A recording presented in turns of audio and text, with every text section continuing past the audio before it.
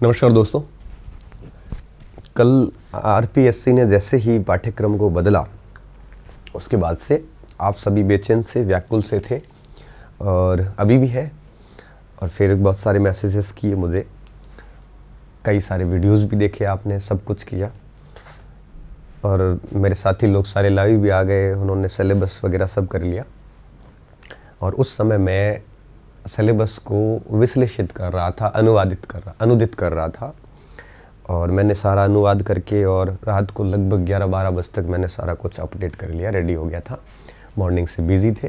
तो अभी मैं आपको हिस्ट्री फर्स्ट पेपर और हिस्ट्री सेकंड पेपर, इन दोनों का पूरा ब्यौरा जो है वो देना चाहूँगा। इसमें हम पढ़ेंगे कि क्या क्या चीज़ें बदली हैं और कौन कौन सी चीज़ें जो है वो आपके एक प्रकार से कहाँ गया, ठीक है। अब देखिए इसमें हम क्या क्या देखेंगे। सबसे पहला पॉइंट हम इसमें ये देखेंगे कि कौन से बिंदु बदलाव क्या आया है इसमें, ठीक है। एक तो देखेंगे बदलाव। दूसरा हम ये देखेंगे कि अब हमारी सामग्री क्या रहनी चाहिए या कौन सी सामग्री से हमें अभी प्रिपरेशन करनी चाहिए। तीसरा हम देखेंगे कि हमारा जो इसमें प्रश्न कितने आएंगे, वेटेज क्या रहेगा, क्योंकि आरपीएससी ने इस बार वेटेज हटा दिया। तो वेटेज हटा दिया तो फिर बच्चों में ये भी है कि 15 प्रश्न जैसे पिछले बार आ रहे थे वैसे आएंगे कि नहीं आएंगे, उस पर भी बात करेंगे। और हमारा जो ऑनलाइन कोर्स चल रहा है उसमें हम किस प्रकार से इसको पूरा करेंगे, ठीक है। 4 बिंदुओं पे बात कर रहे हैं। सबसे पहले हम आते हैं कि चेंज क्या हुआ है। सबसे पहले हम बात करेंगे विद्यार्थियों इंडियन हिस्ट्री के बारे में कि इंडियन हिस्ट्री में क्या बदलाव आए हैं, ठीक है।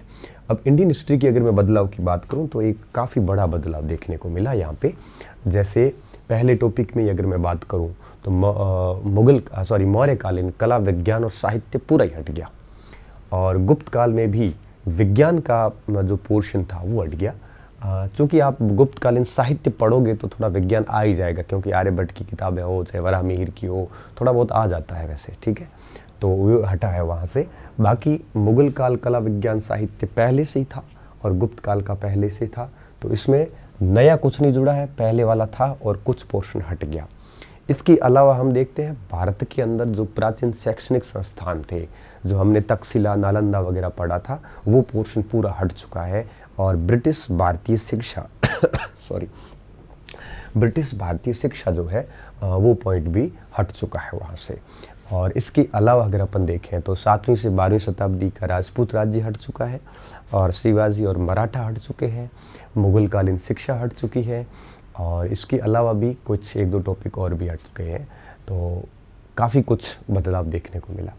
दूसरा पॉइंट जो है ये राष्ट्रीय आंदोलन के प्रमुख नेता, ये नेता पहले जितने थे उतने के उतने अभी भी है, ठीक है। कुछ भी गया नहीं है। गांधी जी का योगदान भी पड़ा है, सुभाष चंद्र बोस, भगत सिंह वगैरह सारे के सारे नेता बैठे हैं, एक भी नेताजी नहीं गए। अच्छा, एक लिखना भूल गए हम, 1857 की क्रांति है ना, ये भी कोर्स में है। आप ये लिखा नहीं है, ऑपरेटर शायद भूल गए, आप लिख लेना, ठीक है। राष्ट्रीय आंदोलन में महात्मा गांधी और अभी नेहरू जी, पटेल, मौलाना आज़ाद और डॉक्टर भीमराव अम्बेडकर, ये नए जुड़े हैं, ठीक है, ये नए जुड़े हैं। तो इनको पढ़ना पड़ेगा। राजा राम मोहन राय, दयानंद सरस्वती, स्वामी विवेकानंद, ये पहले से ही हमारे कोर्स में ऑलरेडी थे, ठीक है। तो भारत के इतिहास की अगर अपन बात करें तो आपको अब क्या क्या नहीं पढ़ना है, उसमें मैं बता दूं आपको कि प्राचीन शिक्षण संस्थान नहीं पढ़ने हैं, मौर्यकालीन कला विज्ञान साहित्य छोड़ देना है, इसके अलावा ब्रिटिश कालीन शिक्षा छोड़ देनी है, मुगल कालीन शिक्षा छोड़ देनी है, इसके साथ साथ में 7वीं से 12वीं शताब्दी के राजपूत राज्य छोड़ देने हैं आपको, शिवाजी और मराठा साम्राज्य वो छोड़ देना है। और इसके साथ साथ में अगर अपन बात करें यहाँ पे ये सारे पॉइंट है वो आपको छोड़ देने हैं। भारत के इतिहास की अगर मैं बात करूं और भी कोई टॉपिक जो मैं नहीं याद नहीं आया वो मुझे और इसमें से नहीं लिखा हुआ है, तो वो सारे टॉपिक छोड़ने हैं। अब बात आती है राजस्थान के इतिहास की। राजस्थान का इतिहास जो ये पूरा नया जुड़ा है, बस ये 1, 2 और 3 छोटे छोटे टॉपिक पहले से ही थे, ठीक है। अब आपको क्या करना है, राजस्थान के इतिहास, राजस्थान की सभ्यताएं, ये चारों ही पढ़नी है, एक्स्ट्रा कुछ भी नहीं पढ़ना है यहाँ पे, बस इस बात का ध्यान रखना, ठीक है, क्योंकि इतना टाइम नहीं कि हम सारी सभ्यताएं पढ़ें, जो लिखा है वही आएगा। दूसरा पॉइंट है 8वीं से 18वीं शताब्दी तक गुर्जर प्रतिहार और अजमेर के चौहान, ये पूरा ही पढ़ना पड़ेगा आपको। गुर्जर प्रतिहार वंश आपके मेड़ता मंडोर से लेकर ये सारा पढ़ना, अजमेर के चौहान आपको पूरे पढ़ने हैं, ठीक है, बढ़िया तरीके से। फिर दिल्ली सल्तनत से संबंध, अब मेवाड़ के उन शासकों को ही पढ़ना है जिन्होंने आपके दिल्ली सल्तनत, चाहे वो आपके महाराणा सांगा हो जिनका इब्राहिम लोदी से प्रतिरोध संघर्ष हुआ था, चाहे वो आपके बलबन हो जिनका भूतला का युद्ध हुआ था, ऐसे कई शासक हैं जिनका दिल्ली सल्तनत से एक प्रकार से है वो कॉन्फ्लिक्ट रहा है। वो ही राजा पढ़ने हैं जिनका दिल्ली सल्तनत से कॉन्फ्लिक्ट रहा है। उस राजा में भी वही पोर्शन पढ़ना है जिनका संघर्ष वाला ही पोर्शन, उनका जीवन परिचय, उनकी कला संस्कृति, उनके दरबार में क्या था, पड़ोसी देशों के साथ राज्यों के साथ में क्या था, ये चीज़ें नहीं पढ़नी है। सिर्फ और सिर्फ उनका और दिल्ली सल्तनत के बीच में कौन से युद्ध हुए, क्या क्या संधियाँ वगैरह भी, सिर्फ वही पढ़ना है। फिर आता है आपके मुगलों के साथ राजपूतों के संबंध, तो जैसे महाराणा सांगा है तो महाराणा सांगा और आपके बाबर के साथ में क्या रिलेशंस रहे, खाली वही देखना है। चाहे वो आपके खानवा का युद्ध हो, चाहे वो आपके आसपास के छोटे छोटे 2-3 युद्ध, बयानाका वगैरह का, कातुली वगैरह, कातुली चलो उधर चला जाएगा, तो वही देखने, बाकी सांगा का जीवन परिचय वगैरह जानने की ज़रूरत नहीं है। ऐसा कैसा महाराणा प्रताप में है, ऐसा कैसा मान सिंह आमेर में है, चंद्रसेन में है, राय सिंह में है और आपके राज सिंह में है, ठीक है। अब बात ये आती है कि 1857 का स्वतंत्रता संग्राम और राजस्थान, तो क्रांति आपको भारत की भी पढ़नी है और क्रांति आपको राजस्थान की भी पढ़नी है, ठीक है। तो इस तरह से आपको 1857 की क्रांति को बढ़िया तरीके से देखना है, क्योंकि ये हमारे कोर्स में है और दोनों जगह से कोर्स में पहले से ही थी ये। अब पॉलिटिकल अवेकनिंग, राजनीतिक जागृति राजस्थान के अंदर, उसमें ये प्रजामंडल आंदोलन नया पढ़ना है हमारे को, और साथ साथ में किसान आंदोलन वगैरह पहले और रखें, एकीकरण थोड़ा देख लेना, ठीक है। और ये संस्कृति है जो आप 9वीं 10वीं की किताब से भी देख सकते हो, नहीं देखोगे तो भी चल जाएगा, थोड़ा बहुत टाइम मिले तो देख लेना, क्योंकि एक दो प्रश्न आएंगे, उससे इतनी सारी संस्कृति कब पढ़ पाओगे आप, ठीक है। तो ये तो मुख्य मुख्य बदलाव थे। अब बात आती है कि सॉरी, सामग्री क्या प्रिपेयर की जाए इस हेतु, तो मैं बता देता हूँ आपको कि अगर सामग्री की बात करें तो जैसे भारतीय इतिहास है, तो अभी आपने भारतीय इतिहास डेफिनेटली पहले पढ़ा ही होगा, ठीक है। अगर नहीं पढ़ा है तो अलग बिंदु है, बाकी मैं मानता हूँ कि गंभीर अभ्यर्थी ने फर्स्ट पेपर की तैयारी अपनी बहुत पहले स्टार्ट कर ली होगी, और जिसने भी पहले की थी तो निश्चित रूप से नया तो कुछ जुड़ा नहीं, बस वो 2-3 मौलाना आज़ाद वगैरह जुड़े हैं। डॉक्टर अम्बेडकर के वीडियो मैंने यूट्यूब पे भी डाल रखे हैं, और 2-3 और है, उनके वीडियोस में मैं डाल दूंगा। तो अब मैं वापस बताता हूँ, जैसे ये 2 है, मौलाना आज़ाद, वल्लभ भाई पटेल और जवाहरलाल नेहरू, इन तीनों की वीडियो मैं डाल दूंगा। बाकी तो सब पहले वाला ही है, तो वो आपके ऑलरेडी पढ़ा हुआ होगा। और मेरा ये मानना है कि जिस भी स्रोत से आपने पढ़ा था उस स्रोत को बनाए रखिए, नया पढ़ने की ज़रूरत नहीं है, ठीक है। किसी ने पवन भंवरिया से पढ़ा था तो वो बनाए रखिए, किसी ने किसी शिक्षक से पढ़ा था तो वो बनाए रखिए, किसी ने किसी को, मतलब जो भी जहाँ से पढ़ा था वहीं से पढ़िए उसको। अब नया जुड़ा है राजस्थान हिस्ट्री। अब जो राजस्थान का इतिहास और संस्कृति जुड़ा है, इसका क्या करना है। अब देखो, राजस्थान की इतिहास संस्कृति की अगर बात करें तो मार्केट में सामग्री की वैसे कोई कमी वैसे है नहीं, लेकिन अपने पास समय कम है तो हम कुछ शॉर्ट में देख पाएंगे। तो मेरा ये मानना है कि पवन जी की 2 किताबें आती हैं, पवन जी की 2 किताबें आती है, ये राजस्थान की इतिहास और राजस्थान की संस्कृति, 2 अलग अलग किताबें आती है, ठीक है। छोटी छोटी किताबें आती हैं, वो आप पढ़ सकते हो। बहुत बढ़िया किताबें हैं, शॉर्ट में है, 90% तक सवाल भी मिल जाते हैं। इसके अलावा 9वीं 10वीं की जो हमारी किताबें चलती, राजस्थान बोर्ड की अभी भी चलती है, उसमें ये मोस्टली सारे टॉपिक आपको मिल जाएंगे। तो मेरा ये मानना है कि इन दोनों से आपको बाहर जाना नहीं चाहिए। हाँ, अगर आपने पहले से ही बड़े पौधों से बढ़िया तैयारी कर रखी है तो ये बात आपके लिए लागू नहीं है, क्योंकि ये वीडियोज़ आपके साइंस वाले बच्चे भी देखते हैं, ये कॉमर्स वाले भी देखते हैं, नॉन हिस्ट्री बैकग्राउंड के बच्चे भी देखते हैं। तो अगर आपका ये पहले से अच्छा है तो इनको मत पढ़ो भले, लेकिन मैं मानता हूँ कि अगर आपने पहले नहीं पढ़ा या पोर्शन कमज़ोर है तो इसको आप इन पुस्तकों से देख सकते हैं। अब आप ये मान के चलिए, ये एक महज एक मेरा सुझाव है, आप अपने स्तर पे भी कोई भी पुस्तक चयन कर सकते हो। पुस्तक से ज़्यादा महत्वपूर्ण बात ये होती है कि हम उस पुस्तक को पढ़ते कैसे हैं। एक ही पुस्तक को पढ़कर कई विद्यार्थी राजपत्रित अधिकारी बन गए और उसी पुस्तक से हजारों विद्यार्थी फेल भी हो जाते हैं। तो पुस्तक से ज़्यादा महत्वपूर्ण होता है पढ़ने वाले का तरीका, पढ़ने वाले की शैली कैसी है, वो ज़्यादा महत्वपूर्ण होती है। आप एक ही किताब, मेरे पास जो किताबें थी उन्हीं किताबों से मैं इतिहास में यहाँ तक पहुँच गया और उन्हीं किताबों से कई बच्चे अभी भी स्ट्रगल ही कर रहे हैं। तो पढ़ने का तरीके बड़े महत्वपूर्ण होते हैं, किताब इतनी ज़्यादा महत्वपूर्ण नहीं होती है। ठीक है, तो ये किताबें आप देख सकते हो। अब बात ये आती है कि इसके प्रश्न कितने आएंगे, क्योंकि पहले तो 15 प्रश्न आते थे, अभी इन्होंने क्या इतना स्पष्ट किया नहीं है। जब स्पष्ट नहीं किया तो कन्फ्यूज़न लाजिमी है, क्योंकि सिलेबस चूँकि बढ़ा दिया। पहले 15 सवाल आते थे, अब इसमें कितने सवाल आएंगे, तो अब सिलेबस बढ़ा दिया गया है। मेरा मन आज भी ये कहता है, देखो आरपीएससी ने कोई स्पष्ट नहीं किया, स्पष्ट कुछ भी नहीं है, लेकिन जो मेरा एक अनुभव कह रहा है वो ये कह रहा है कि 15 से बढ़कर ये सवाल 20 तक हो सकते हैं, 15 से 20 हो सकते हैं। क्यों? क्योंकि 15 तो पहले ही आ रहे थे, इससे कम तो नहीं आएंगे, ये तो बात मान के चलिए। मिनिमम बता रहा हूँ 15, और 20 से भी थोड़े बहुत ज़्यादा हो सकते हैं, क्योंकि अगर राजस्थान हिस्ट्री के इतना बड़ा सिलेबस दिया है, अगर 6-7 सवाल राजस्थान के आ गए, 7-8 सवाल, 1-2 सवाल संस्कृति के आ जाएंगे और 10-1 सवाल भारत के इतिहास के आ जाएंगे, तो इस पाठ्यक्रम को देखते हुए लगभग 20 के आसपास सवाल मुझे लग रहा है कि पूछे जाएंगे। ठीक है, ये मेरा एक प्रकार से इंट्यूशन है। दूसरा एक चीज़ और भी है, टोटल 75% आपके 150 है टोटल अंक। 150 अंकों का जनरली नियम ये रहता है कि 33% राजस्थान का जीके दिया जाए। अब 33% का मतलब 1/3, 1/3 का मतलब 50 अंक का। अब इनको 50 अंक का राजस्थान देना है, तो 10 अंक की तो ज्योग्राफी हो गई।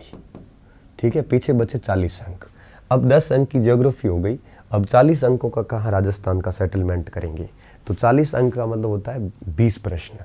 तो मुझे ऐसा लगता है कि लगभग 1-2 प्रश्न पॉलिटी या उधर से भी खिसका सकते हैं ये लोग।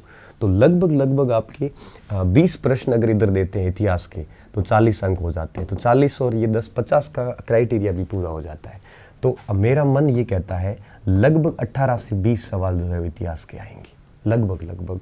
ये पुख्ता बात तो नहीं है, लेकिन ऐसा मेरा मानना है, ये मेरा एक एक्सपीरियंस मैं बता रहा हूँ आपको। अब बात आती है कि ऑनलाइन एजुकेशन जो हमने बैच स्टार्ट किया था, हमारा बैच पूरा भी हो चुका था अप्रैल के अंदर ही, अभी चल रहे बच्चे पढ़ भी रहे हैं, उनका क्या किया जाएगा, उसको बैच में मैं आपको कैसे करवाऊँगा। तो देखिए, आपको टेंशन नहीं लेनी है, मैं आपको सारी चीज़ें स्पष्ट कर देता हूँ। देखो, पहली चीज़ कि कई बच्चे ये पूछ रहे थे सर फीस एक्स्ट्रा देनी पड़ेगी, नहीं देनी पड़ेगी। फ़ीस मैं अब आप वापस नहीं लूँगा, जो पहले वाली फ़ीस थी उसी में काम चल जाएगा, पहली बात तो ये।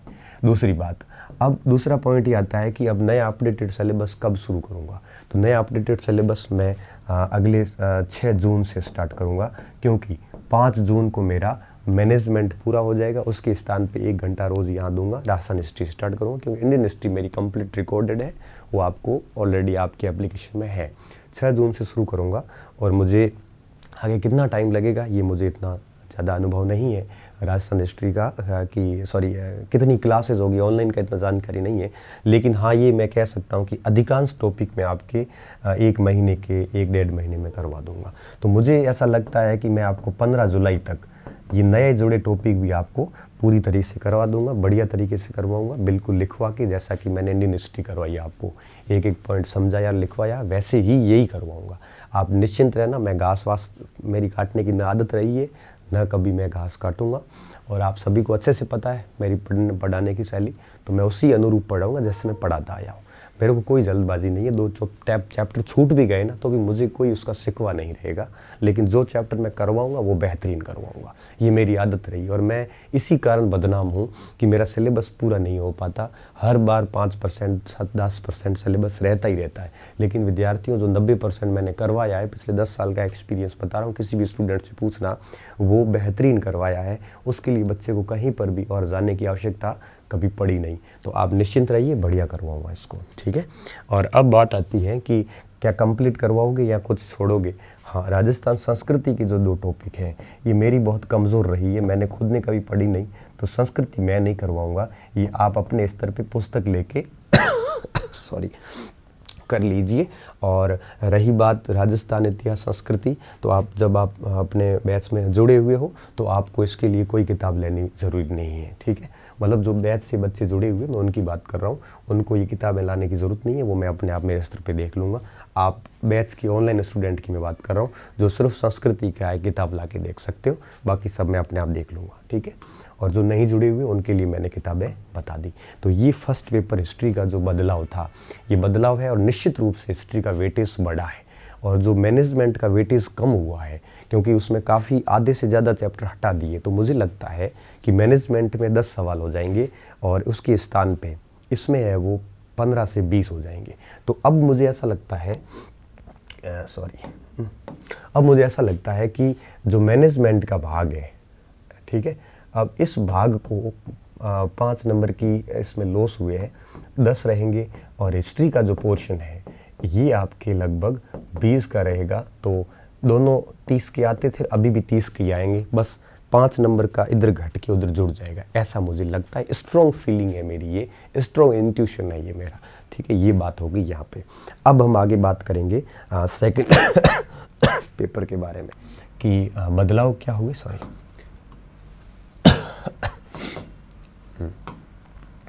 सबसे पहली चीज़ देखेंगे कि परिवर्तन क्या हुए पाठ्यक्रम में, और दूसरा देखेंगे कि सामग्री क्या यूज़ करें हम उसके लिए, और तीसरा पॉइंट हम देखेंगे कि कितने प्रश्न आएंगे, ठीक है। अब क्योंकि विभाजन आरपीएससी ने चूँकि हटा दिया, और इसके अलावा जो वर्गीकरण था पहले, वर्गीकरण भी हटा दिया गया है।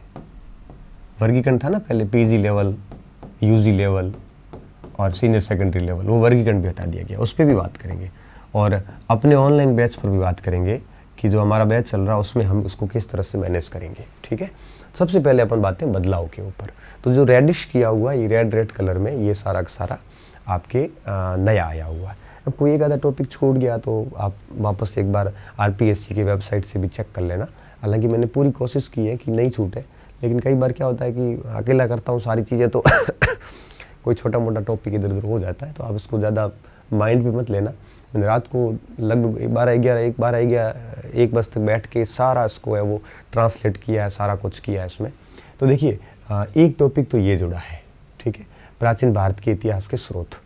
अब ये टॉपिक जुड़ा तो क्या इसमें कोई विशेष कुछ भी नहीं, क्योंकि आपको पता है हम प्राचीन भारत पूरा पढ़ चुके हैं, 120 के आसपास हमारे वीडियोस बने हैं, उसमें ऑलमोस्ट ये सारी चीज़ें आ जाती है। चाहे आपके कलहण की राजतरंगिणी हो, चाहे वो आपके कौटिल्य का अर्थशास्त्र हो, चाहे वो आपके मगधनेश की इंडिका हो, और कई सारे अभिलेख, चाहे हाथी गुफा अभिलेख हो, चाहे वो आपके जूनागढ़ का अभिलेख हो, ये सारी चीज़ें ऑलमोस्ट आ गई है। फिर भी हम इसको और पढ़ लेंगे एक बार, ठीक है। सिंधु घाटी सभ्यता को हमने कंप्लीट पढ़ लिया है, इसमें कुछ चेंज नहीं है। उत्पत्ति भी पढ़ा है, विस्तार भी पढ़ा है, पतन भी पढ़ा है, और इसके मुख्य पुरातात्विक स्थल भी, तो ये ऑलरेडी पहले से कोर्स में है। महाजनपद काल पहले से कोर्स में है, ठीक है, और मगध का उदय भी है। बस ये शिशुनाग और नंद वंश जुड़े, ये 1-2 दिन की क्लास है, बहुत ज़्यादा कुछ क्लासेस नहीं है। मौर्य वंश की स्थापना कैसे हुई, विस्तार कहाँ था, प्रशासन कैसे चलता था, इकोनॉमी कैसी थी, कला वास्तुकला कैसी थी। तो देखिए हमारे मौर्य काल पहले से ही था, ठीक है, थोड़ा बहुत अलग था नाम, जैसे कुछ राज्य वाज्य, तो वो लगभग सेम ही। देखो मौर्य वंश दे दिया ना, उसके बाद में मौर्य के अंदर कुछ भी छोड़ना मूर्खता हो जाती है। क्यों? जैसे चंद्रगुप्त मौर्य, आप उसको पूरा पढ़ोगे तो उसका समाज भी पढ़ेंगे, उस समय की अर्थव्यवस्था भी पढ़ोगे, उस समय की धर्म भी पढ़ोगे, फिर छोड़ोगे क्या उसमें आपको। तो इससे अच्छा होता है कि जब कोई वंश कोर्स में दिया जाता है उसको फिर पूरा पढ़ना बेहतर होता है, ठीक है। मौर्य काल, ये प्राचीन भारत के अंदर ये 3 टॉपिक है इसमें, और ये सारे के सारे एक प्रकार से बढ़िया तरीके से है।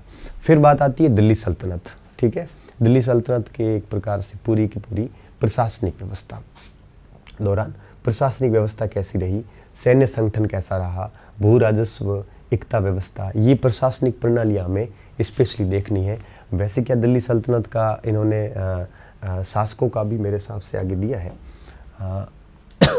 सॉरी मैं सारी चीज़ें देख लेता हूँ कहीं कुछ,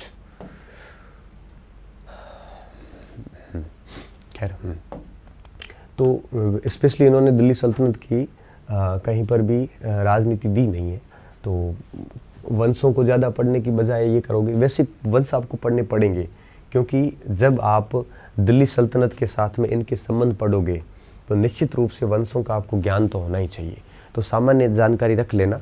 बाकी आप सल्तनत कालीन प्रशासनिक व्यवस्था, जिसमें आपके चाहे वो अलाउद्दीन खिलजी की बाजार नीति हो, चाहे बलबन का राजत्व हो, चाहे वो आपके मोहम्मद बिन तुगलक की नीतियाँ हो, चाहे वो आपके विभिन्न प्रकार की भू राजस्व की प्रणालियाँ हो, जजिया ज़कात खराज खुम्स जैसे टैक्सेशन सिस्टम हो, है ना, एकता प्रणाली। तो आपको क्या करना है, जब भी आप दिल्ली सल्तनत की राजवंश पढ़ो तो इन चीज़ों पे आपको ज़्यादा ध्यान देना है। ठीक है, जब आप इल्तुतमिश पढ़ो तो कम से कम इल्तुतमिश के प्रशासनिक सुधार क्या थे, सैन्य राजस्व सुधार क्या थे, उसका प्रशासन में क्या क्या योगदान था, ज़्यादातर उस चीज़ें उस पर ध्यान देनी है।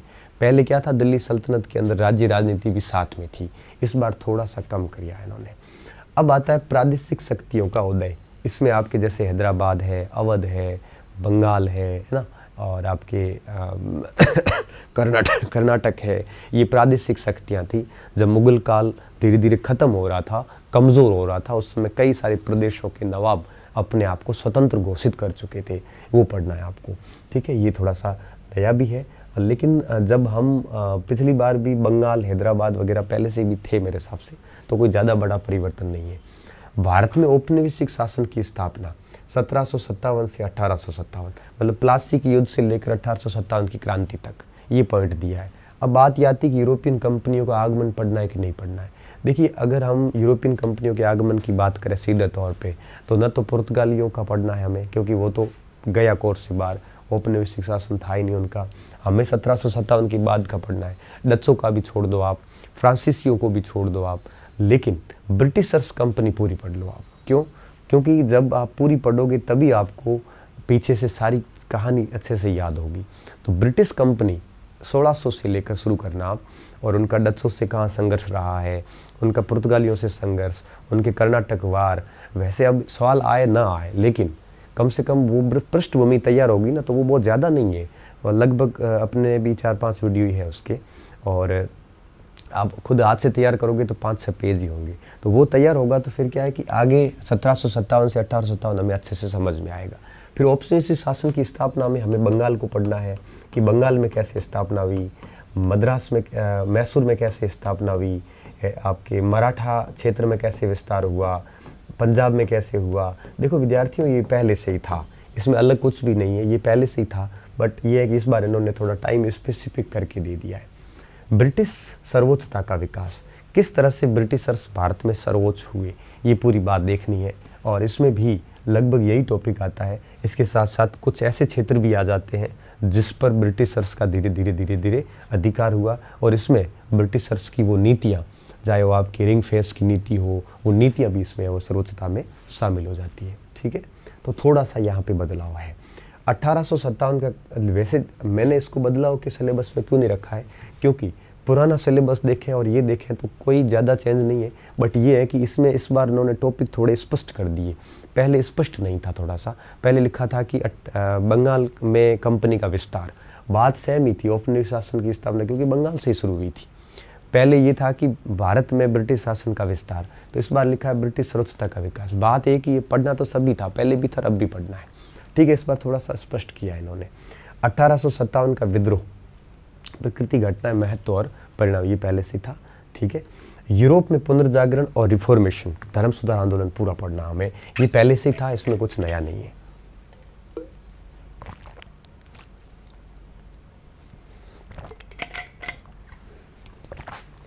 इसकी बात करें अगर first world war and second world war की, तो पहले केवल कारण थे, इस बार इन्होंने घटनाएं भी दी हैं, परिणाम भी दिए हैं, सब दिया, मतलब इसको कंप्लीट पढ़ना है।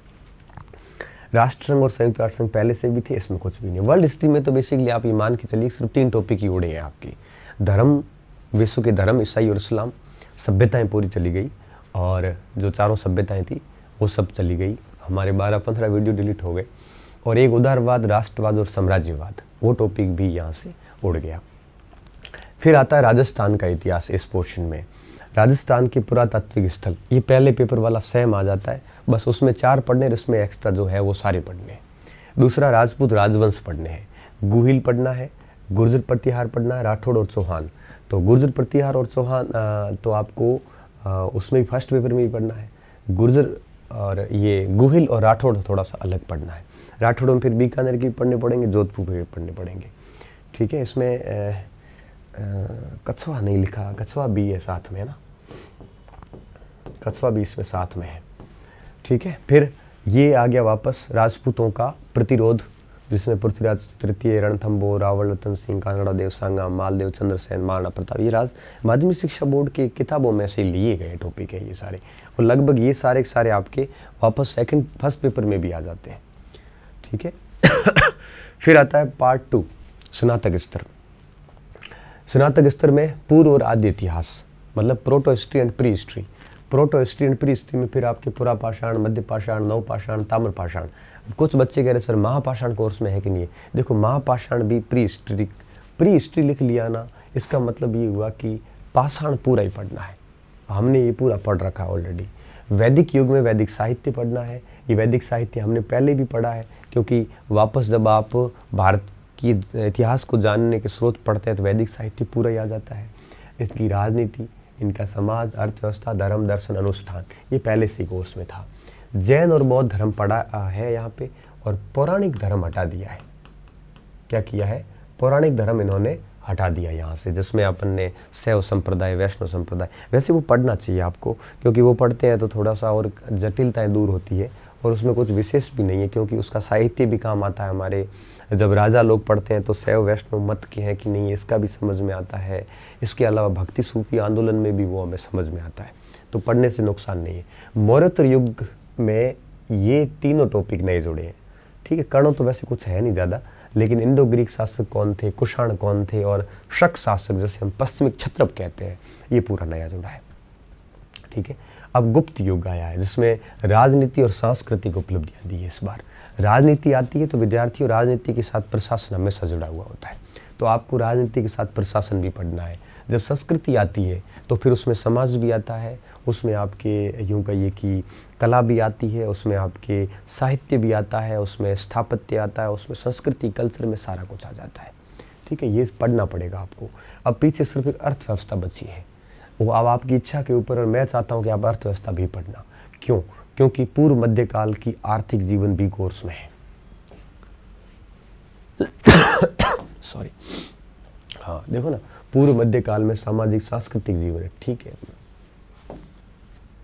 लेकिन ये मौर्योत्तर युग में समाज, अर्थव्यवस्था, संस्कृति है, तो अब ये गुप्तकालीन अर्थव्यवस्था छोड़ने का कोई सेंस नहीं है, क्योंकि आप अर्थव्यवस्था छोड़ोगे तो कल को पूछ लिया कि भाई गुप्तकालीन युग स्वर्ण युग था कि नहीं था, कैसे कह सकते हैं, वापस अर्थव्यवस्था पे बात आ जाती है। तो एक ऐसा पॉइंट छोड़ने का कोई सेंस नहीं है, पूरा पढ़ लो आप। वर्धन वंश में भी वो सेम की सेम बात है, प्रशासन राजनीति के साथ जुड़ा हुआ होता है। ये टॉपिक सेम ही है, उसमें कुछ भी आपकी बदलाव नहीं है। फिर गुप्त युग हो गया, उसके बाद में भारतीय संस्कृति का बाह्य प्रसार, ये ठीक है, ये पहले से टॉपिक था, और बृहत्तर भारत हम कहते हैं। मध्यकालीन भारत को जानने के स्रोत, मुगलकालीन साहित्य आप पहले पेपर में भी पढ़ोगे, और फिर सिर्फ सल्तनतकालीन साहित्य बचेगा, वो आपको अलग से पढ़ना पड़ेगा। भक्ति और सूफी ये लगभग हर जगह रहते हैं, फर्स्ट पेपर में हटा दिए, इस बार सेकंड पेपर में है। मुगल साम्राज्य में राज्य, राजनीति, देखो अब इस जगह पे आपको मुगल शासक पूरे पढ़ने हैं, उनका धर्म भी पढ़ना है, उनकी उत्तर पश्चिम की नीति भी हमें पढ़नी है, और उनका अर्थव्यवस्था वगैरह वो भी आपके आगे आएगी, और वो आगे यहाँ कहीं आएगी, आगे हम लेंगे। तो मुगल काल में भी छोड़ने जैसा कुछ नहीं है। ठीक है, मराठों की बात आएगी तो पहले से ही थे, शिवाजी की उपलब्धियाँ पहले से ही थी, और मराठों का इतिहास शिवाजी के बाद से लेके और 1761 मतलब आपके पानीपत के तीसरे युद्ध तक का पूरा है, 1680 के बाद, मतलब शिवाजी की मृत्यु के बाद, और शिवाजी की उपलब्धियाँ पहले ले ली। तो मतलब आप यूँ मान के चलिए कि शिवाजी के जन्म से लेकर और पानीपत के तीसरे युद्ध तक के मराठा आपको कंप्लीट पढ़ने हैं। हम ये तो कर चुके थे, बस इसको ओपन करेंगे, और ये पहले से भी कोर्स में था, ये स्नातकोत्तर लेवल पर पहले था, मराठा और शिवाजी की उपलब्धियाँ, शिवाजी का प्रशासन वगैरह। फिर आता है भारतीय संविधान का विकास। पहले ये 1858 से 1950 तक था, इस बार इन्होंने क्या किया, इसको रेगुलेटिंग एक्ट से स्टार्ट किया है। ठीक है, हमने इसको आधा पढ़ रखा है, आगे की वीडियोज़ भी अपन डाल देंगे। और ये भारतीय संविधान की विशेषताएं आप छोड़ भी सकते हो, पढ़ भी सकते हो, क्योंकि 1950 तक लिया है। तो 1950 में अगर सामान्य एक आधी विशेषता पढ़ भी लोगे तो कोई लॉस नहीं है। पहले विशेषता अलग से टॉपिक था, अब वो नहीं रहा। औपनिवेशिक शासन के आर्थिक प्रभाव, मतलब ब्रिटिशर्स की इकोनॉमी पॉलिसी, जिसमें भू राजस्व बंदोबस्त है, ठीक है, वी औद्योगिकरण, सॉरी, ठीक है, इंडस्ट्रियलाइजेशन, जब आपके पुराने उद्योग समाप्त हो और उसके स्थान पे नए उद्योग स्थापित नहीं हो, हस्त कुटीर उद्योग समाप्त हो और उसके स्थान पर अगर नए उद्योग स्थापित नहीं होते तो उसे अपन वी औद्योगिकरण कहते हैं। ये नीति है। इसके अलावा आपके धन निष्कासन का सिद्धांत है। ये तीनों नए जुड़े हैं इस बार, ठीक है। और सामाजिक और धार्मिक सुधार आंदोलन पहले से ही था, 1857 से 1919 पहले से ही था।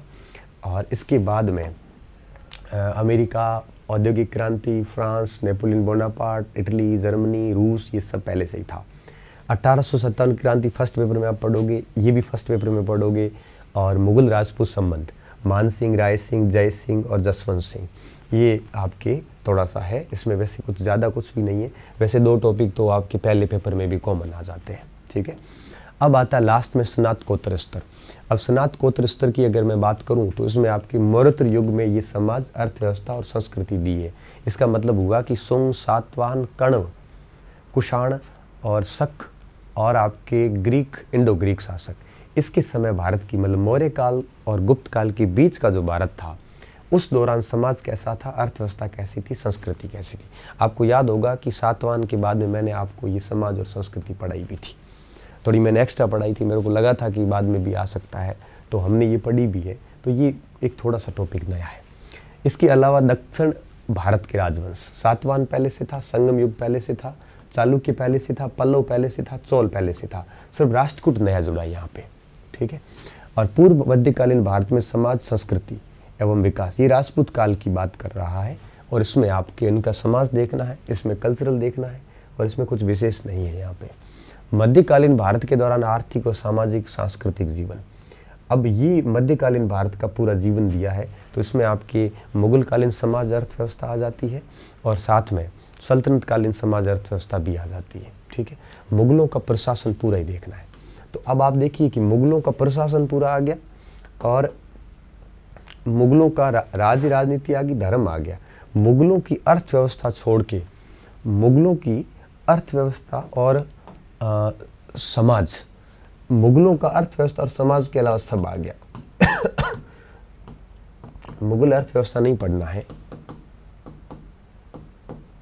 और समाज भी नहीं पढ़ना, ठीक है। संस्कृति इसके अलावा मुगलों में ये तो पूरा समाज हो गया। वैसे सॉरी, ये पढ़ा है समाज, संस्कृति, अर्थव्यवस्था, तो पढ़ना भी पड़ेगा, छोड़ना कुछ नहीं है, सॉरी। तो कहने का मतलब है कि मुगल पूरा ही पढ़ना है आपको, सल्तनत में कुछ कुछ पॉइंट्स हम छोड़ सकते हैं यहाँ पे, ठीक है। और ये थोड़ा नया जुड़ा है इस बार, भारत में दलित और महिलाओं का उत्थान। नया तो क्या, ये पहले से ही था वैसे तो, क्योंकि समाज और धर्म सुधार आंदोलन में ये भी हम पढ़ते थे। रामास्वामी नायकर, दक्षिणी भारत में ज्योतिबा फूले, डॉक्टर भीमराव अम्बेडकर, ये तो हम पहले ही पढ़ते आए, और यही है इसमें, और विशेष कुछ है नहीं। शिक्षा और प्रेस का विकास पहले से ही था, ये नेता लोग पहले से ही थे, गांधी जी का युग वगैरह। जर्मनी में ये नाजीवाद, फांसीवाद था, और ये टॉपिक नया जुड़ा है, अफ्रीका, अरब और ये दक्षिणी पूर्वी एशिया में राष्ट्रीय आंदोलन। दक्षिणी पूर्वी एशिया में फिलीपींस कैसे आज़ाद हुआ, वियतनाम कैसे हुआ, लाओस, थाईलैंड वगैरह, ये मैंने पढ़ा भी रखा है, अपलोड भी कर दिया वीडियो, अरब देश और अफ्रीका का भी। चीन की क्रांति पहले से थी। और राजस्थान को इतिहास को जानने के स्रोत, राजस्थान में सामाजिक और राजनीतिक जागृति, राजनीतिक जागृति, सामाजिक परिवर्तन, ये वापस वही बात आती है। राजस्थान का एकीकरण, राजस्थान के प्रजामंडल, किसान आंदोलन, वो सब इसमें वापस आ जाते हैं। और एक टॉपिक आपके है, वो है कला, वास्तुकला और पेंटिंग का, ये संस्कृति का टॉपिक है। तो इस प्रकार से ये सारा सारा हमारा सिलेबस है। अब इस सिलेबस के बदलाव को तो हमने देख लिया कि राजस्थान हिस्ट्री कंप्लीट नहीं जुड़ी है, और बाकी बड़े तौर पे देखें तो वर्ल्ड हिस्ट्री में धर्म और सभ्यताएं गई है, बाकी कोई ज़्यादा बड़ा परिवर्तन नहीं है। आधुनिक, प्राचीन और मध्य में कोई बहुत बड़ा परिवर्तन नहीं है, बस 1-2 टॉपिक इधर उधर हुए हैं, ठीक है। अब बात आती सामग्री की, इस हेतु क्या सामग्री रेफर की जा सकती है। अभी तो क्या इतना ज़्यादा समय नहीं हमारे पास में, अक्टूबर में पेपर है, तो ऐसी स्थिति में इस समय मेरा ये मानना है कि अगर कोई नया बच्चा बैठता है तो 3-4 महीने में इस सिलेबस को करना संभव नहीं है।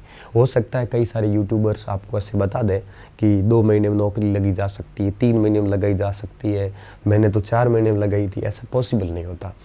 आपने लगाई होगी, एक समय था जब लग जाती थी, लेकिन आज के दौर में जब ऐसे ऐसे सिलेबस हो तो उसको ठीक तरीके से पढ़ने और रिवीजन करने में 5-6 महीने का समय बहुत आराम से लग जाता है, बहुत आराम से लग जाता है। मैंने अक्टूबर में बैच शुरू किया था, मैं नियमित रूप से 1-2 क्लासें दे रहा हूँ, उसके बावजूद भी जून तक कोर्स पूरा नहीं हो पाया है।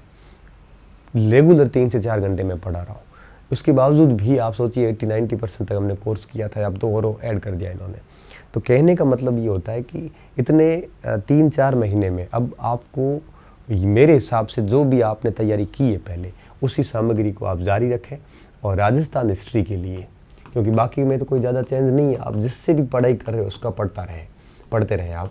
और राजस्थान इतिहास के लिए मैं वापस वही कहूँगा कि पवन जी की किताब आती है अलग से वो पढ़ लो, और 9वीं-10वीं की किताब पढ़ लो, ठीक है। और ज़्यादा इच्छा हो तो एक शर्मा पावा की किताब पढ़ लो, बस, ठीक है। इसके अलावा आपके पास अगर कोई राजस्थान की किताब है, आपको लगता है सिलेबस कवर कर रही तो वो पढ़ लो, इनकी ज़रूरत नहीं है। मैं मेरे हिसाब से बता रहा हूँ, आप अपने स्तर पे भी देख सकते हो। अगर आपके पास कोई किताब नहीं है तो इनमें से कोई देख लो। पवन जी की शॉर्ट किताब है, 2-3 महीने में आप आराम से पूरी कर सकते हो। अब बात आती किस भाग में कितने प्रश्न आएंगे। पहले तो क्या 55-55-10 का फार्मूला फिक्स था, इस बार इन्होंने ऐसा कोई फार्मूला दिया नहीं, कठिनता के स्तर की भी कोई पता नहीं है। अब इस स्थिति में मेरा मन क्या कह रहा है, मेरा मन ये कह रहा है कि 150 सवाल है टोटल, और अब भाग हो गए हैं 6 एक साइकोलॉजी, एक राजस्थान, और 3 इंडियन हिस्ट्री के, और 1 वर्ल्ड हिस्ट्री का। तो कितने हो गए, 6 भाग हो गए। अब मुझे ऐसा लगता है कि साइकोलॉजी में आएंगे 20 के आसपास सवाल, और बाकी के 130 सवाल आएंगे 5 भागों में से, ठीक है, मुझे ऐसा लगता है। तो इस हिसाब से आपके लगभग 25-27 सवाल हर पार्ट से आएंगे। 25-27 प्राचीन से, 25 एक सवाल ऐसे आधुनिक से, 25-26 सवाल मध्य से, 25-27 सवाल राजस्थान से, इस टाइप से, और 20 सवाल मनोविज्ञान से, ऐसा मुझे लग रहा है। और इसके अलावा कोई फार्मूला बैठ नहीं रहा है, क्योंकि इसमें ऐसा तो हो नहीं सकता कि 40 नंबर का वो दे दो, 25 का वो दे दो, एक को 40 का दोगे, एक का 25 का दोगे, ये भी बैठेगा नहीं। सभी को समान तवज्जो वेटेज देना पड़ेगा, ठीक है। तो ये सबसे बेस्ट पॉसिबिलिटीज़ है कि 20 नंबर की मनोविज्ञान, क्योंकि मनोविज्ञान का महत्व तो थोड़ा घटा है इस बार, 2 यूनिट कम कर दी गई है। इस हिसाब से मुझे ऐसा लगता है कि पीछे पहले 5 यूनिट थी 6 अंकों की, 30 नंबर की, इस बार 2 यूनिट कम की है, 3 यूनिट करी है, तो 6-3-18 के आसपास बैठ रही है साइकोलॉजी। और बाकी ये रहेगा आपके 25-26 प्रश्न जो है वो हर भाग के रह सकते हैं। तो अधिकतम मिनिमम 25 और अधिकतम 30 सवाल हर पार्ट के आएंगे, राजस्थान के भी, आधुनिक के भी, मध्य के भी, और विश्व के भी, सभी के। अब बात आती कठिनता का स्तर कैसा होगा। कठिनता का स्तर आरपीएससी पूछती नहीं है किसी को भी, ये वो नहीं देखती कि 12वीं में टॉपिक है कि कॉलेज में है, वो अपने स्तर पे बेस्ट प्रश्न बना देते हैं। इसलिए मेरा ये मानना है कि आपको पहले टॉपिक से लेकर लास्ट टॉपिक तक समान रूप से बढ़िया तैयारी करनी चाहिए। जब क्लासिफिकेशन था तब तो हम क्या करते थे, पोस्ट ग्रेजुएशन के टॉपिक को कम पढ़ते थे, लेकिन जब क्लासिफिकेशन नहीं है तो हमारे लिए चुनौती ये है, हमारी सामान्य समझ ये कहती है कि आपको सारे टॉपिक बढ़िया तैयार करने चाहिए। इसका फ़ायदा आपको कॉलेज लेक्चर में भी मिलेगा, क्योंकि कॉलेज लेक्चर में अब इसके बाद सिर्फ और सिर्फ आपको इतिहास दर्शन पढ़ना पड़ेगा, और थोड़ा बहुत कोई 2, 4, 5 टॉपिक पढ़ने पड़ेंगे। पूरा सिलेबस कवर हो रहा है, आपका नेट का पूरा सिलेबस लगभग कवर हो रहा है। तो आपको मेरे हिसाब से सारे टॉपिक बेहतरीन तरीके से तैयार करने चाहिए, ठीक है। और ये तो होगी बात इसकी प्रश्नों की। वर्गीकरण है नहीं, मैंने आपको बता दिया, और प्रश्न कितने कितने आएंगे मैंने बता दिया। कठिनता का स्तर तो सभी का लगभग समान ही होता है। अब हमारे ऑनलाइन बैच की मैं बात करता हूँ। हमारा ऑनलाइन बैच विश्व का पूरा है। जो टॉपिक हटे थे उनको मैंने हटा दिए अपनी प्लेलिस्ट से, और जो टॉपिक नया जुड़ा है वो टॉपिक मैंने जोड़ दिया है। मेरे पहले से रिकॉर्ड था वो टॉपिक, एशिया और अफ्रीका, और इसमें दक्षिण पूर्वी एशिया और अरब देशों में जो राष्ट्रवाद आंदोलन हुआ वो अपना कंप्लीट है, ये 100% कंप्लीट है। तो मतलब आपके यूँ कहिए कि अगर हम 25 से 26 सवाल इसके माने तो ये 25 प्रश्न हमारे कंप्लीट हैं, ठीक है। फिर बात आती प्राचीन की। प्राचीन में अब हमें सिर्फ और सिर्फ जो पढ़ना है वो एक दिन मेरे को लगेगा इसमें इसमें आपके मैं बता ही देता हूँ वैसे ही इसमें कहाँ गया। हाँ, एक दिन मुझे लगेगा 1 या 2 दिन इसमें प्राचीन भारत के इतिहास के जानने के स्रोत में, और 1 और 2 दिन लगेंगे मुझे नंद और उसमें, और लगभग 4-5 दिन लगेंगे कुषाण वगैरह उसमें। ऐसे करके 10 या 12 क्लासेस और होगी जो कि मैं आपके अब आज से ही इसको शुरू कर दूंगा। ठीक है, जो नई क्लासेस अपलोड होगी वो आज से ही हमारी प्राचीन भारत की मैं शुरू कर दूंगा। ठीक है, अब बात आती है मध्यकाल की। मध्यकाल में हम संगम काल वगैरह प्राचीन भारत का, दक्षिण भारत लगभग पढ़ चुके हैं, और जो टॉपिक चेंज हुए वो अभी हमारे पढ़ने बाकी है। ठीक है, तो वो हम लगभग अभी जैसे ये 10-15 पार्ट का काम हो जाता है, 10-15 वीडियोस का, उसके बाद में मध्यकाल पे वापस काम करना शुरू करेंगे और आगे बढ़ेंगे। क्योंकि हमारा मेरे पास मुग़ल प्रशासन, मुग़ल संस्कृति ऑलरेडी तैयार है, और खाली मुग़ल राजनीति पढ़नी बाकी रही है, और सल्तनत काल के ये शासकों की कुछ पॉलिसीज़ है 10-15 वीडियोस की, बहुत ज़्यादा कुछ है नहीं अब इसमें, ये रहा है। आधुनिक भारत की अगर मैं बात करूँ तो आपके 1885 से 1947 कंप्लीट है, 1857 से 1947 कंप्लीट है। इसमें केवल और केवल मुझे जो संविधान विकास के 2 नए टॉपिक ऐड हुए हैं, 17 रेगुलेटिंग एक्ट से लेकर और चार्टर एक्ट 1853 तक, ये 3-4 एक्ट मुझे पढ़ाने बाकी रहे, जो मैं आज से शुरू कर दूंगा, और 2-3 दिन में ये फोल्डर पूरा हो जाएगा। और मैं 1757 से ये कार्य ऑलरेडी शुरू कर चुका हूँ, और अब इस पे काम चल रहा है, जो कि लगभग जून 20-25 जून के आसपास ये काम आधुनिक का पूरा हो जाएगा। ठीक है, विश्व प्राचीन मध्यकाल आधुनिक लगभग पूरे हैं, यहाँ पे ज़्यादा कुछ चेंजेस नहीं है। तो आगामी यूँ समझिए कि 20 जून के आसपास हमारा प्राचीन, आधुनिक और विश्व तीनों आपको कंप्लीट मिल जाएगा। इसमें कोई दिक्कत नहीं, क्योंकि इसमें मुझे बेसिक वीडियो ऐड करने हैं, और इतने कितने वीडियो मुझे प्राचीन में ऐड करने हैं। 2 क्लासेस इनकी रेगुलर अब आएगी। ठीक है, तो इसका काम तो जून में हो जाएगा, आधे जून में ही। फिर बात रहेगी राजस्थान के इतिहास की। तो राजस्थान का इतिहास मैं आपको इसी फीस में करवा दूंगा, और आपसे कोई नई चार्ज कुछ भी नहीं लिया जाएगा।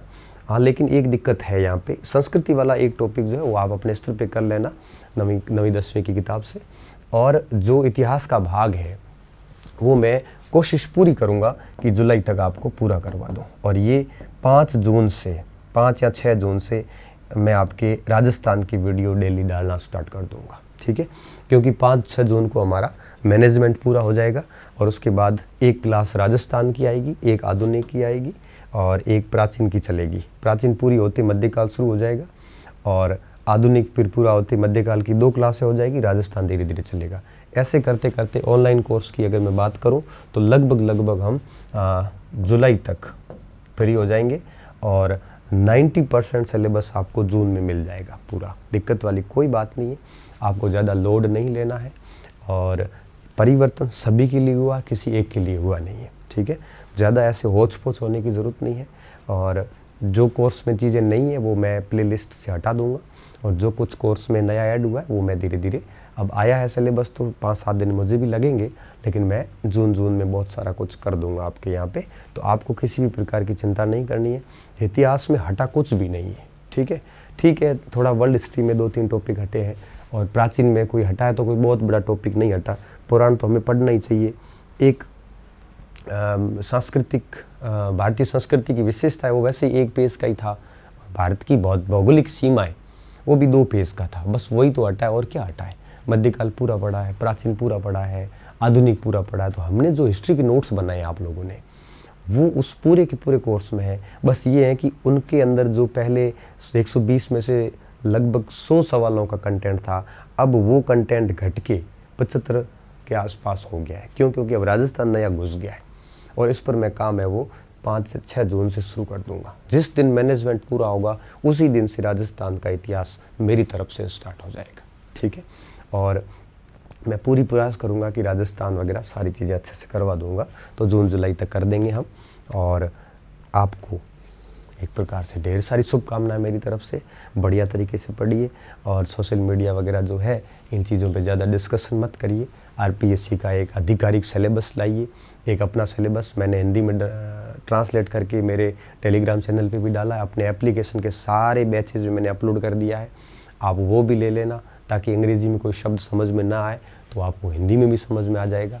और फिर उस आरपीएससी के सिलेबस को ध्यान में रखते हुए धीरे धीरे वापस अपनी पढ़ाई को गति पिलाइए और पाठ्यक्रम में कोई जो बदलाव हुए हैं उसको आत्मसात कीजिए और उसके अनुसार अपनी तैयारी शुरू कीजिए। ज़्यादा होच-पोच होने की ज़रूरत नहीं है। अपना कंटेंट 1-2 दिन में वापस सेट कर दीजिए और अब रेस में दौड़ना शुरू कीजिए, क्योंकि ये रेस ऐसी है जिसमें सभी के लिए पाठ्यक्रम बदला है। आप अकेले तनाव में नहीं हैं। अब एक बच्चे का मैसेज आया, सर मैंने क्या आपके पूरे 130 वीडियो देख के फर्स्ट पेपर के नोट्स तैयार किए थे, अब तो मेरे सब हट गए। मैंने कहा सब तो नहीं हटे, 70 की वीडियो कोर्स में है, 60 एक वीडियो हटे हैं। फिर मैंने उसको वापस कहा, बेटा तेरे तो 60 वीडियो गए हैं, ठीक है, अब मेरी हालत भी देख। मेरे 106 वीडियो मुझे डिलीट करने पड़े, मतलब 106 दिन मेरी मेहनत लगी और अब आगे उतनी की उतनी मुझे मेहनत वापस और करनी पड़ेगी। तो मुझे भी इस चीज़ का गम नहीं है, तो आपको तो क्या, आपको तो और सीखने को ही मिला, नुकसान क्या हुआ इस चीज़ का। मानता हूँ कि आपका चीज़ें थोड़ी मजबूत थी तो वो वापस भी कर लेंगे, क्योंकि जो चीज़ें हम पहले मजबूत करने वाले होते हैं वो व्यक्ति बाद में भी मजबूत उसको कर सकता है। ठीक है, तो इन्हीं शुभकामनाओं के साथ मैं विदा लेता हूँ, और कोई ऐसी जेन्युइन प्रॉब्लम हो तो आप मुझे मैसेज कर देना, मैं कोशिश करूँगा उसको जवाब देने की। लेकिन एक चीज़ ध्यान रखो कि प्रॉब्लम पूछने से पहले मेरे चैनल को देख लो एक बार, और आप विज्ञापन अच्छे से पढ़ लो, आप सिलेबस पूरा अच्छे से आरपीएससी की वेबसाइट से देख लो। फिर भी कोई दिक्कत आती है तो पूछ सकते हो, अन्यथा फिर क्या है कि सभी को रिस्पॉन्स कर नहीं पाते हैं। ठीक है, बहुत बहुत धन्यवाद। अच्छे रहिए, मस्त रहिए और पढ़ते रहिए।